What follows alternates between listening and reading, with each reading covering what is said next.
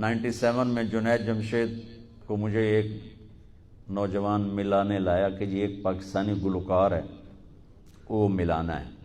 کراچی میں گیا ہوا تھا، اس کو لے آیا تو اس نے ایسے چہرہ چھپایا ہوا تھا نا، وہ تبلیغی اجتماع تھا تو اس نے چہرہ چھپایا ہوا تھا، تو آ کے بیٹھا، تو میرا تو تعارف تھا نہیں اس سے، تو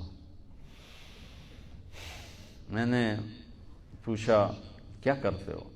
کہا جی میرا میوزک سے تعلق ہے۔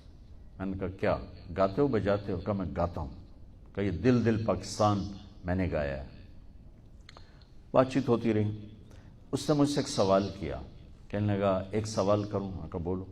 کہ ایک پاکستانی نوجوان جس گلیمر کو خوابوں میں دیکھتا ہے وہ فزیکلی میرے پاس ہے، لیکن میں بے سکون ہوں، میری یہ جگہ خالی ہے، میری یہ جگہ خالی ہے، یہاں اندھیرا ہے، مجھے لگتا ہے کہ میرا کوئی ساحل نہیں، میری کوئی منزل نہیں، ایسا کیوں ہے؟ میری تو ہر خواہش پوری ہے، ایسا کیوں ہے؟ میں نے کہا تو آسان سی بات ہے، تمہیں درد یہاں ہے، تم دوا یہاں لگا رہے ہو، ٹھیک ہے؟ یہاں درد نہیں، وہاں دوا، یہاں درد ہے، یہاں دوا کوئی نہیں۔ یہ اندھیرا تمہاری روح میں ہے، جسم میں نہیں ہے۔ تم اسے 5 سٹار ہوٹلوں میں اور میوزک میں اور گلیمر میں ڈھونڈ رہے ہو، اور اسے چاہیے اللہ اس کے رسول کا تعلق۔ کہنے لگا کیا کروں؟ میں نے کہا 3 دن تبلیغ میں جانا شروع کرو۔ اللہ نے اس کے دل میں بات ڈال دی، انہیں جانا شروع کر دیا۔ یہ 97 کی بات، اور 2001 میں وہ 4 مہینے کے لیے نکل گیا۔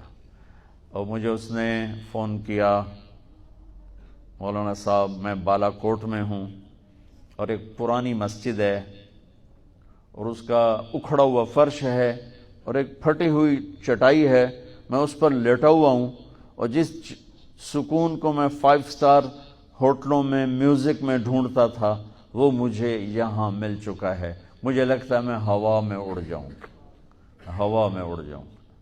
تو بچو اللہ آپ کو موقع دے، تبلیغ میں وقت لگاؤ۔ آپ جوان کٹھے رہتے، لڑکے لڑکیاں کٹھے پڑھتے ہو، اپنی نظر کا پردہ ضرور رکھو۔ نظر کی بے حیائی معاشرے کو گندہ کر دیتی، اور معاشرے میں بدکاری کو پھیلا دیتی، اور جب معاشرے میں بدکاری پھیلتی ہے تو پھر اتنی تیزی سے زوال آتا ہے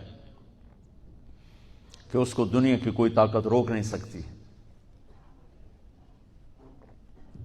اپنے درمیان ایک حد فاصل رکھو،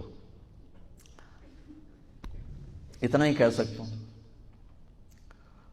اور آپس میں کوئی کسی سے لڑائی جھگڑا ہے، صلح کرو، لڑکے نہ رہو، صلح سے رہو، محبت سے رہو، صفائی سے رہو۔ آتے جاتے نظروں کو جھکانا سیکھو۔ نظر جھکنا سیکھ گئے تو دنیا کی کوئی طاقت گمراہ نہیں کر سکتی۔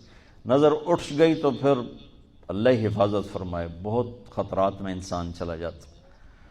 تو آخری بات یہ ہے بچوں، تم ابھی زندگی شروع کر رہے ہو، ہماری شام ہو رہی ہے، مسلمان بن کے چلو، فرقوں کا شکار ہو کے مت چلو، فرقوں میں بٹ کے نہ چلو، امت بن کے چلو۔ اپنی پہچان امت کراؤ کہ ہم امت مسلمہ ہیں، باقی ساری پہچانیں ہماری لڑائی جھگڑے والی ہیں۔ ہماری ایک پہچان ہے مسلم، مومن، امت۔ یہ اپنی پہچان بناؤ، یہ اپنی پہچان بناؤ، یہ اپنی پہچان بناؤ۔ یہ تب ہوگا جب تم قرآن پڑھو گے، سیرت پڑھو گے۔ قرآن پڑھو، سیرت پڑھو، قرآن پڑھو، سیرت پڑھو، تو تمہارے اوپر خود ہی کھلتی چلی جائے گی بات کہ ہم نے زندگی کیسے گزارنی ہے۔ اللہ آپ کا مستقبل اچھا